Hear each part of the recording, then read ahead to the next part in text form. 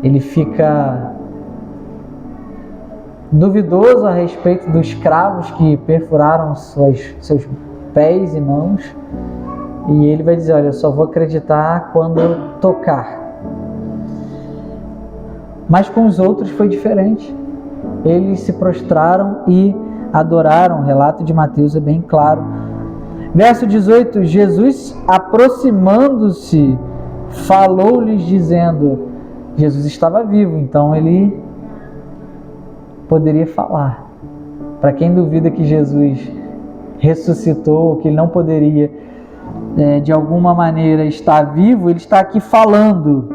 E só alguém que está vivo pode falar. E eu quero já entrar no ponto de reconhecimento do poder que há em Cristo Jesus por meio de Deus Pai.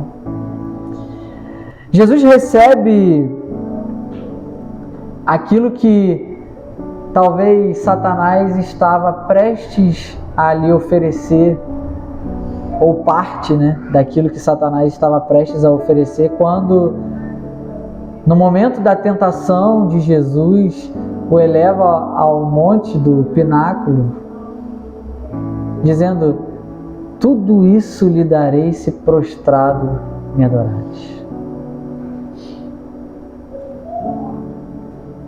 E Jesus recusa aquilo, mandando Satanás embora, e sendo muito claro aqui que ele recebeu toda a autoridade, tanto do céu quanto da terra. Jesus recebe toda essa autoridade, não para governar a Igreja Batista Reformada de Nova Friburgo, não para receber e governar a autoridade de Nova Friburgo, mas do céu e da terra.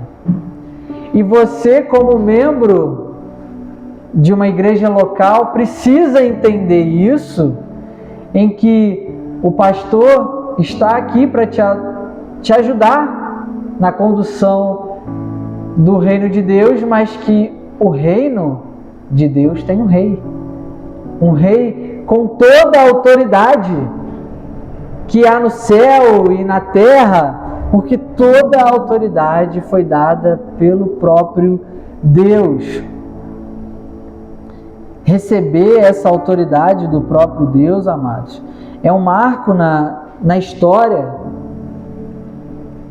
Sabe por que é um marco na história? Porque a partir de agora, todos aqueles que se dobrarem ao governo desse rei, todos aqueles que forem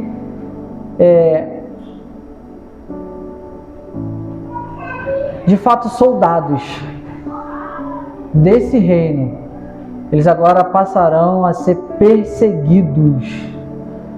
Jesus aqui inicia a maior perseguição da história.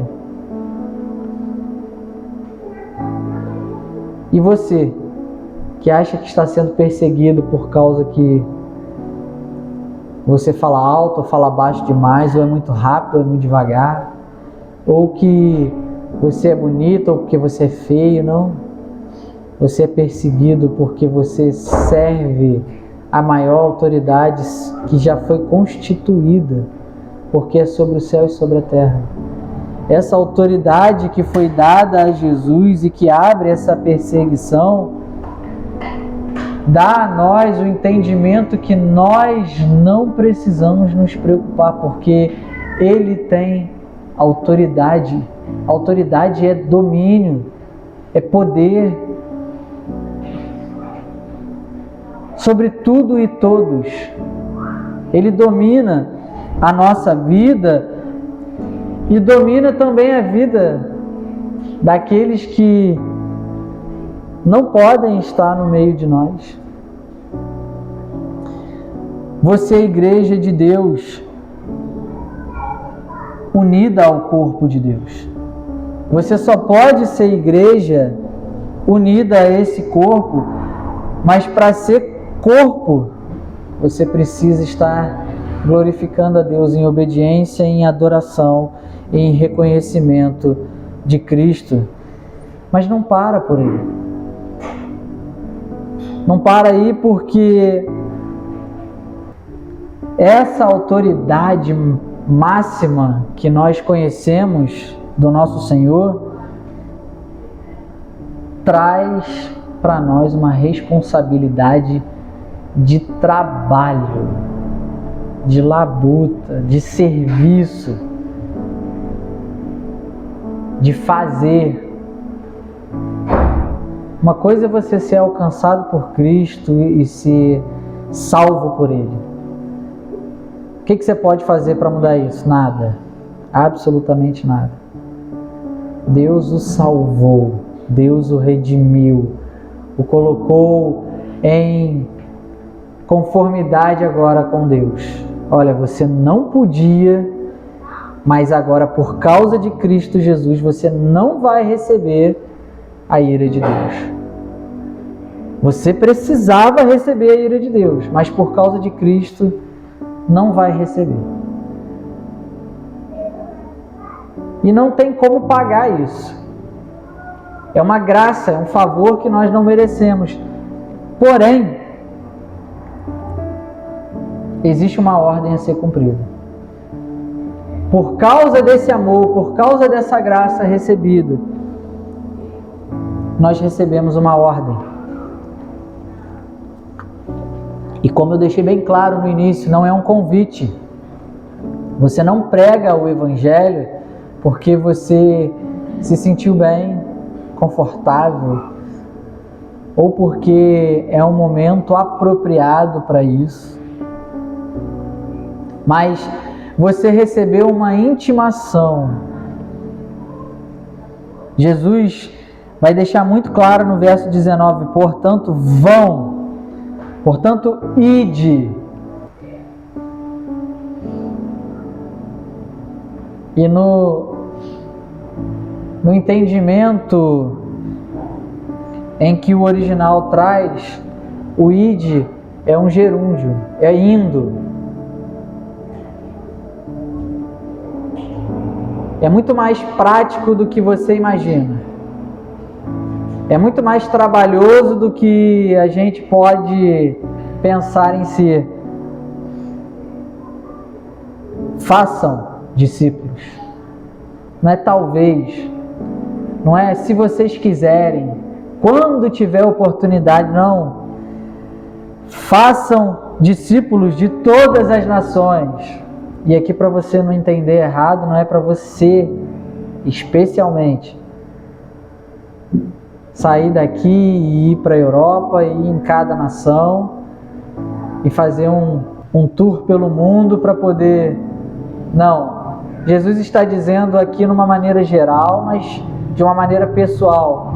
Aonde você encontrar uma pessoa, e aí pouco importa se ela é judeu, se ela é grega, se ela é etíope, mas de qualquer nação, absolutamente qualquer nação, vão e façam discípulos, ou seja, apresente o Evangelho, preguem o Evangelho, falem dessa verdade, dessa mudança de vida que trouxe para você, desse resgate que você teve, ao invés de sofrer a ira de Deus, você recebeu o benefício de estar ao lado dele.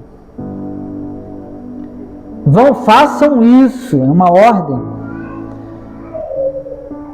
E essa ordem também não para por aí, é trabalhoso. Vão, preguem o Evangelho, formem discípulos. Formar discípulos, amados, é gastar tempo, é comer sal com ele. Como é que come sal? Ninguém come 1 quilo de sal de uma vez só, né? Comer 1 quilo de sal leva tempo, porque a gente come em pitadinhas, né? Tem gente que tem a pressão um pouquinho alterada, quer comer um pouquinho mais de sal, e aí a gente percebe, ó, tá com a pressão um pouquinho alterada. Então baixa a sua pressão mesmo. Vai ter tempo. Então, vai comer 1 quilo de sal com uma pessoa, vai gastar tempo com ela, vai fazer discipulado verdadeiro, vai apresentar Jesus de maneira correta. Discipulado leva tempo. E depois que a gente discipula, que a gente mostra a fé, que a pessoa entende a fé, tem um caminho para isso. Batiza. Como é que batiza? O que a Bíblia está querendo dizer aqui com batiza? Depois que você tem certeza que ele foi capaz de entender a fé, vai lá e fala para ele que ele precisa reconhecer isso publicamente. Mostrar para o mundo que agora ele é uma pessoa diferente, ele é uma pessoa marcada. Ele é uma pessoa que recebeu a graça do Evangelho. E que ele tem que pregar, assim como ele recebeu, ele também precisa doar, ele precisa entregar aquilo que ele recebeu. Então, batizando em nome do Pai, do Filho e do Espírito Santo.